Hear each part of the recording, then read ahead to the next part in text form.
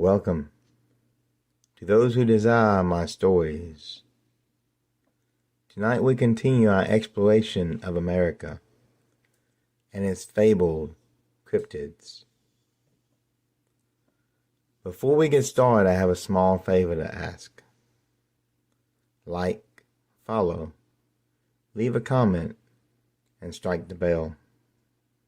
It does help the channel to grow and for me to continue making videos of the strange and macabre. Devil's Route 666 in Colorado. Me and my best friend was on our way to Southern California through Colorado. We decided to adventure on the dreadful Devil's Highway. The road is almost 200 miles long, passing through Colorado, New Mexico, Arizona, and Utah. The plan was to leave southern Colorado, go through Arizona, and into Southern California. Many strange tales haunt this highway. Mine are no different.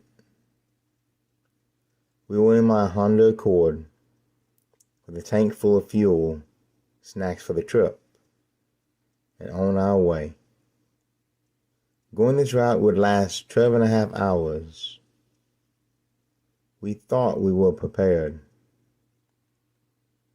Nothing could prepare us as darkness descended. The sky was lit by the sun setting. That is when we noticed a car behind us. Where did it come from? Neither me nor my friends saw it get on the road. We were cruising at about 80 miles an hour. The car behind us hot on our tail.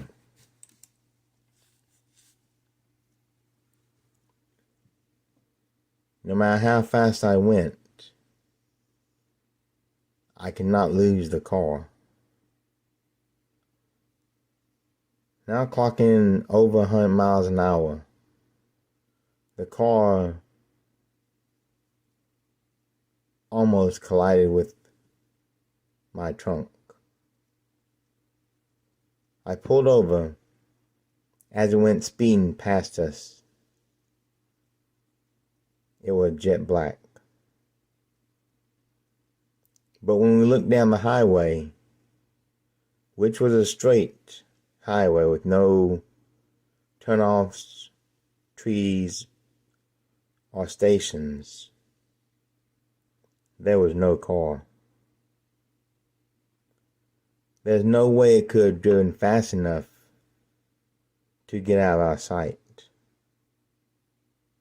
It simply disappeared. We never saw it come back. But our adventure was not over. Not yet. The music played was replaced with dark laughter.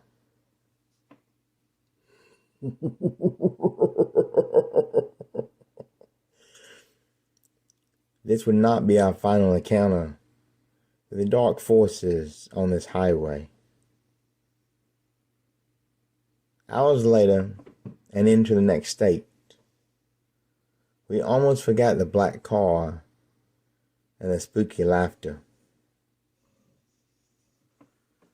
I had to find a restroom. But there was no service station for miles. So we pulled over.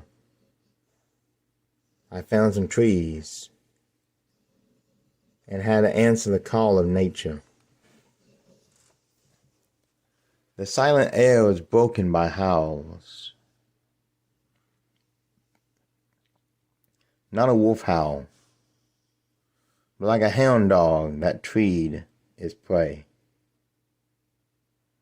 I ran back to the car. as one crept out from the woods where I was standing at. The eyes glowed red. Fumes rose from its nostrils as it snorted at me. Red horns came out of its dark, burnt skin. It was not alone.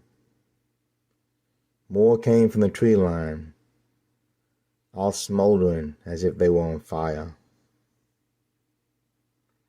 We sped away as I stomped the gas pedal as hard as I could. The RPMs and speedometer redlined. But these creatures still caught us. They were in next to the car, easily keeping pace. One was at my window, its breath fogging the outside of it.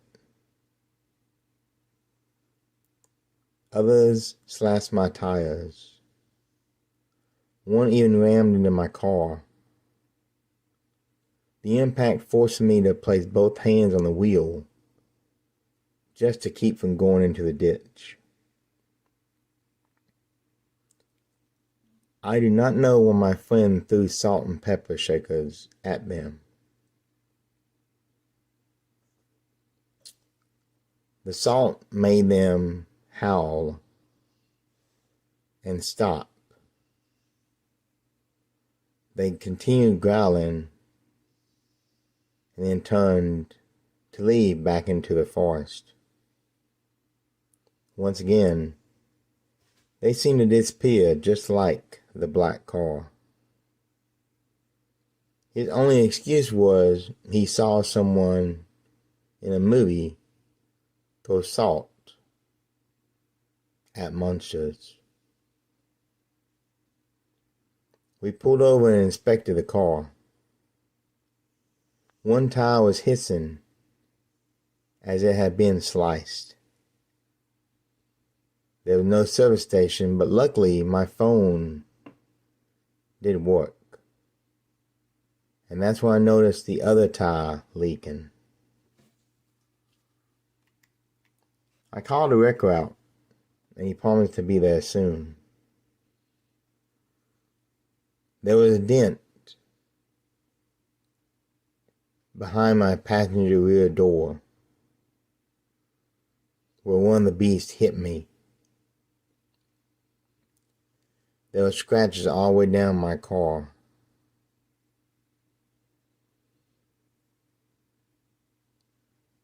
I don't know what these things were. I don't really want to know.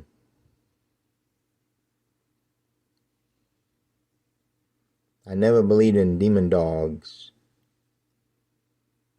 but the smoke rising from their burnt skin makes a compelling argument. On the way back, we decided to take the longer route, leaving the cursed highway behind us. The Devil's Highway is a dangerous place, with no shortages of car accidents or strange creatures there. I invite you back next week as we explore another state. What secrets do Connecticut hold? Join me next weekend and let's find out together. Until next we meet, beware of the Shadowlands.